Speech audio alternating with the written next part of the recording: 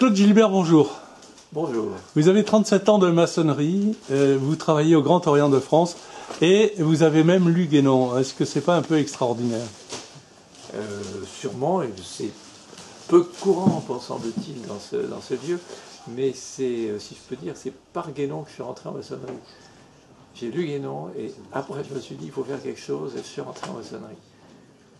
Et il s'est trouvé que c'était le Grand Orient de France parce que, anecdote personnelle, mon chemin qui me conduisait de chez moi à mon bureau passait devant une librairie où j'avais acheté les ouvrages de Guénon et le gars de la librairie, Monsieur Colaneri,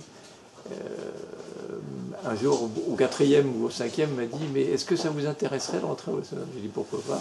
Voilà. Et voilà, 40 ans après quasiment, on est là. Vous vous rendez compte?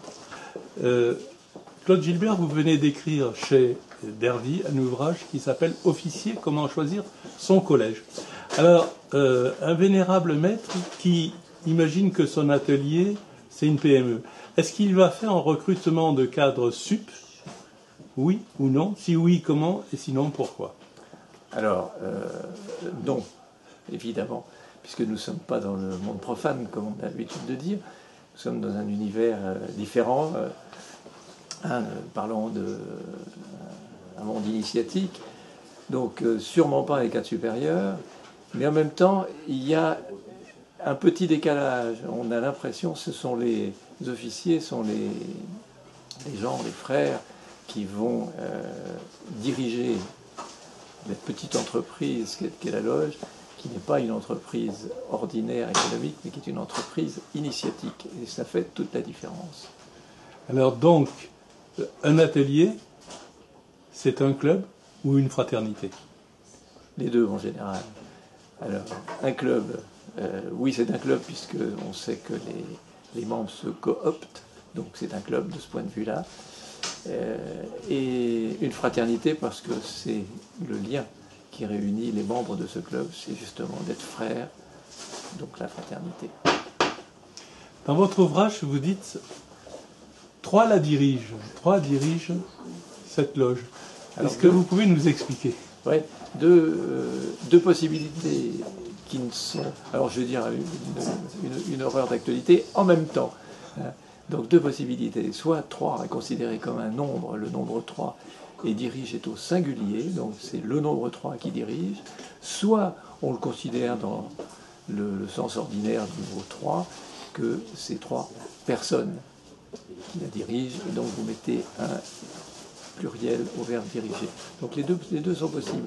Ça veut simplement dire que du premier point de vue apparent, il y a 3, le vénérable maître et les 2 surveillants qui dirigent la loge, c'est ce que tout le monde entend normalement, mais que derrière ça, si on veut se référer à la symbolique des nombres, c'est le nombre 3 qui dirige la loge, et le nombre 3 est présent partout. Alors, parmi les offices d'un atelier, d'une loge maçonnique, il y a des fonctions qui sont plutôt des fonctions de management, de direction, et d'autres qui sont peut-être plus pour préparer l'avenir. Est-ce que vous pouvez faire la différence? Je vais avoir du mal. Je vais avoir du mal parce que chaque office prépare celui qu'il tient à son avenir et à l'avenir de la loge. Et puis il n'y a qu'un seul vrai patron, hein, c'est le vénérable maître, puisque c'est le président et c'est lui qui dirige la loge. Même s'il cède des premiers et deuxièmes surveillants, mais manager, je ne sais pas. Il y a un office particulier qui est celui d'orateur. Et la question qu'on peut se poser, c'est comment vous l'expliquez dans votre ouvrage, c'est plutôt l'orateur, il doit plutôt contrôler les lois, ou il est plutôt celui qui exprime l'égrégore de la loge, la synthèse de ce qui a été pensé et dit? La base de son activité, je dirais, de tous les instants, c'est effectivement de s'assurer qu'on ne sort pas des clous des règlements généraux, de l'ordre ou des règlements particuliers de la loge. Mais ça n'occupe pas tout son temps parce que très souvent, on n'a pas besoin de ça, ça va, tout va bien.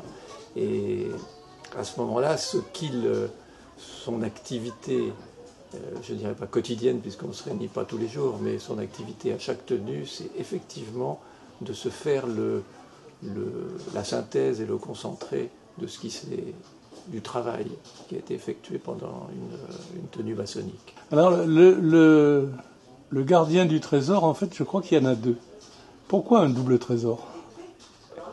C'est un peu comme ce qu'on disait tout à l'heure, le double trésor, parce que il y a ce qui apparaît en premier lieu, et qui est que c'est une organisation humaine, et qu'il y a des cotisations, il y a des dépenses et des recettes, et qu'il faut bien assurer la survie matérielle de l'atelier, mais que derrière ça, évidemment, puisqu'on est dans un monde initiatique, il y a le côté symbolique du trésor. Et il y a donc ce trésor spirituel, je lâche le mot, hein, un trésor spirituel difficile à définir, mais qui n'en est pas moins le cœur de l'activité de l'initiation.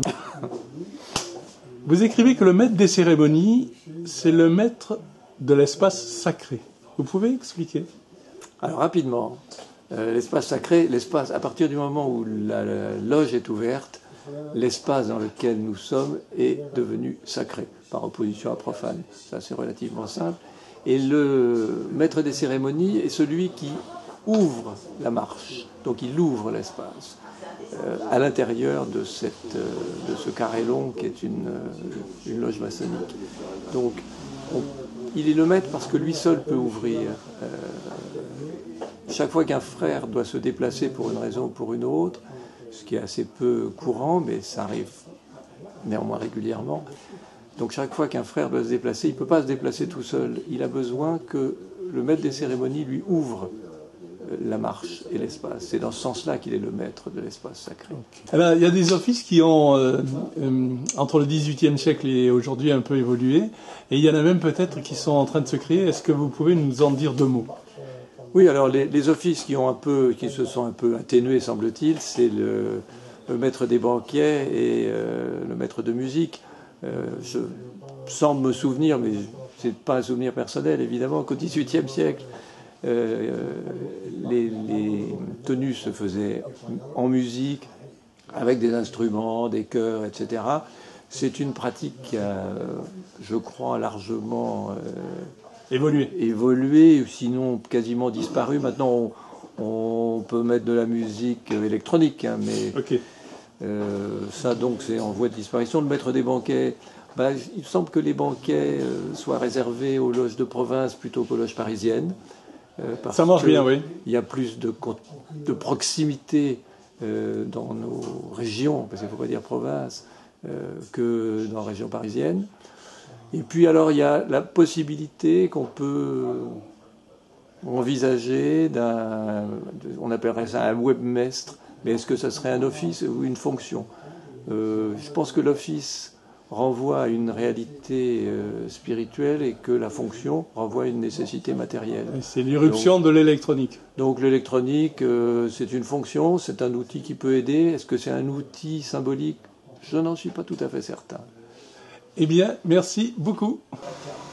Voilà, c'était Officier, comment choisir son collège par Claude Gilbert.